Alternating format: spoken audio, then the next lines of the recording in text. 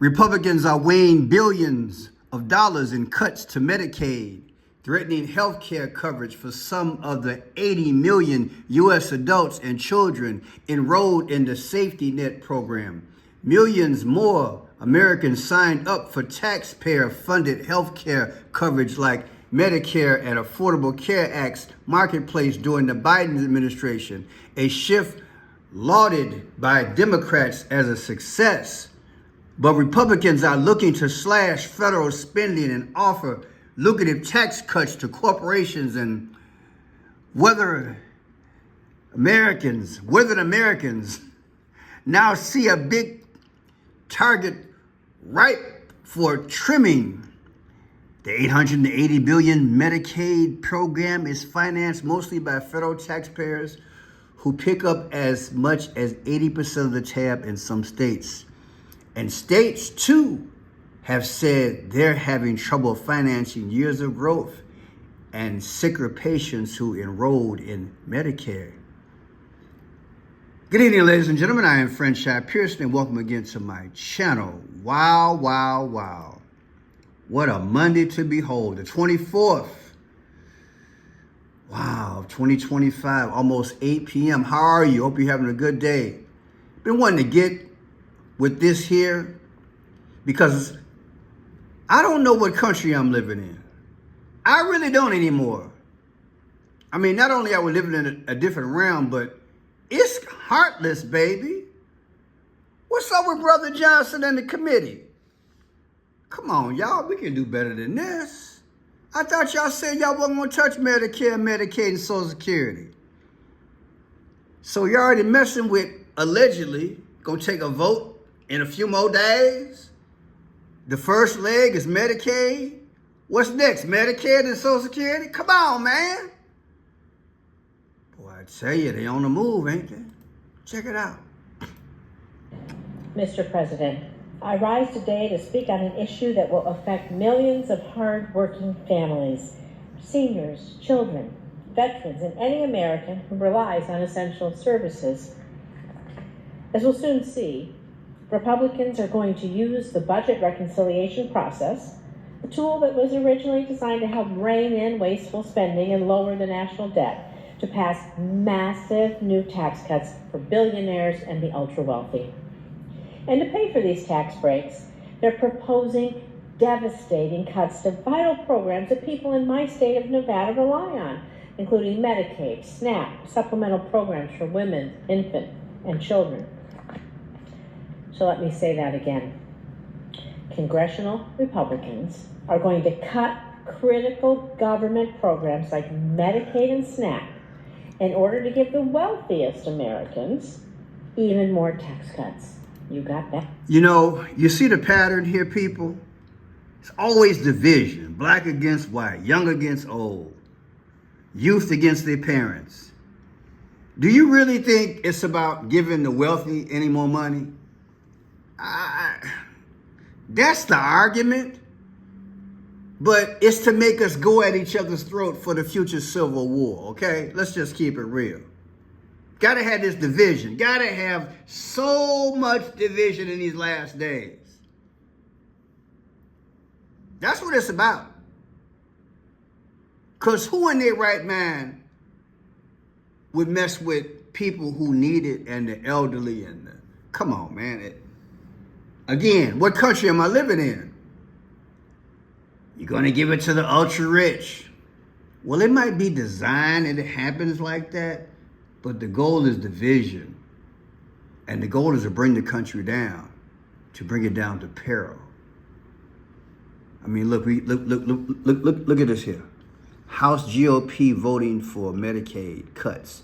I signing their probably political life away, right? Let's move forward. So 1 in 5 Americans are on some form of Medicaid, which is health care the government pays for, mostly for low-income Americans. But could changes to the program soon be on the horizon? In Washington, there is at least some confusion as to what President Trump wants. The confusion stems from what the president said on Fox News recently, a commitment to not cut Medicaid. Medicare, Medicaid, none of that stuff is going to be touched. Nothing. I want you to have to. But then, just hours after the interview aired, President Trump endorsed a Republican proposal in the House of Representatives that could be voted on next week that is expected to look at the possibility of changes in Medicaid. Medicaid has never been on the chopping block. In recent days, Republican Speaker Mike Johnson has talked about the possible Medicaid changes being eyed by conservatives. They include putting in place new policies like work requirements for some on Medicaid. If you add work requirements into Medicaid, it makes sense to people. It's common sense. Democrats, meanwhile, have quickly pounced on the idea of changes in the government health care program, highlighting that Medicaid is a lifeline for many Americans. The Republican Party is united in their drive to cut Medicaid. So what do you think, people? I mean, I would argue that some can probably go to work. The question is, are the jobs going to be there? And I'm keeping it real.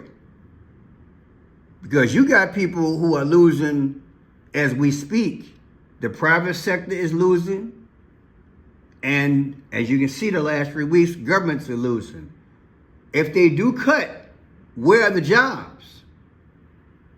And I would have no problem with it if I was on Medicaid and I'm able-bodied. I think it's the right thing to do.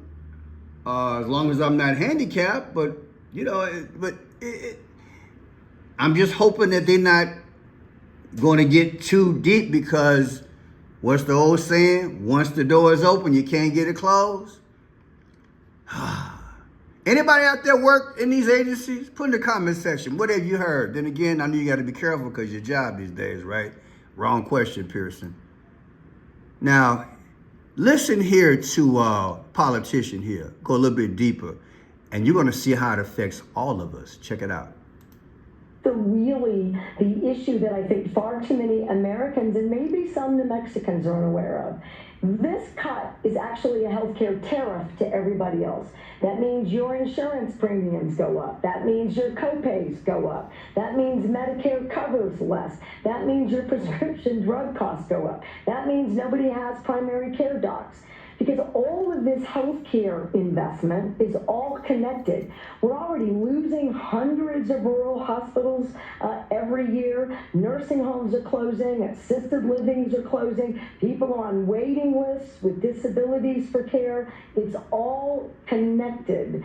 So this is devastating to America's healthcare system, and I hope that Republicans in Congress, frankly, come to their senses. And it is another example where President Trump says one thing and then does exactly the opposite. He's not reducing costs. He's increasing costs, and people will die and just be sicker. And for the... That's deep. I mean, and she is right. He literally said he wasn't going to touch it. And he came out with this.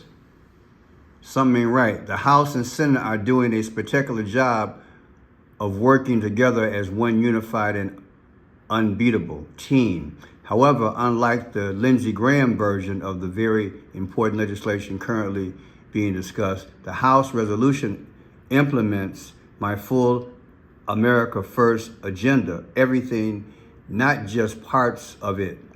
We need both chambers to pass the House budget to kickstart the reconciliation process and move all of our priorities to the concept of one big, beautiful bill.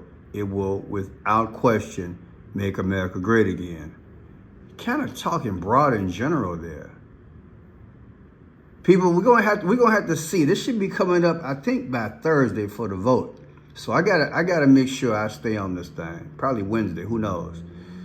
Oh man, I do 3 videos a day and I still can't keep up on it. But yeah, want to bring it to your attention. What do you think? If you're able-bodied, do you think you should, work? Well, I think you should. The question is, are the jobs going to be there? Again, I think they're cutting too soon because he's only been in the White House 30 days. And let's be logical. You're cutting federal jobs and the private sector is hemorrhaging. It's hemorrhaging. So now your high med help you jobs, that's all that's available? The tech jobs, they're coming, but it's going to take a while.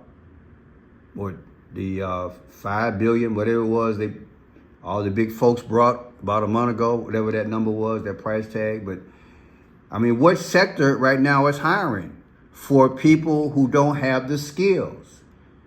Because Walgreens closing up, CVS are closing up. I heard Dots is closing up. The Fabric Place, can't think of that place I showed last week. They're closing up. It's a lot of places that are closing up. And so what's going to be left? Online, pizza, food delivery, whatever. Everybody don't have a car either, right? Come on, man. You keep downsizing the economy. I think they could have waited before they hit this. I really do. I think they could have waited. What's the urgency? Could have waited at least a year before you even looked at this. There are some other things that could have been done. Spur some revenue. What do you think? I think spurring some revenue has got to be done before you go into this, because this definitely is not honoring biblical principles. Honor thy mother and father. Tell me what you think, people. It's a real deep issue. Just wanted to bring it out there, throw it out there. And hey, like I said, prepare. I'm already making my moves. If I have to downsize again, like I said, I'm going into a nurse. I'm going into your senior citizen home. I get a discount. I'm not going through this madness at my age. I'm not going to do it. And I pray that you guys can make the adjustments as well. Make yourself a good friend and double up and cut that rent in half. Do something, because these are perilous times. Devil is squeezing us so he can push us into the new world order, so we can take that mark. I believe that's the goal. They're just not saying, they're speaking without speaking. My name is Friendship Pearson. Welcome to Friendship Blue. God bless.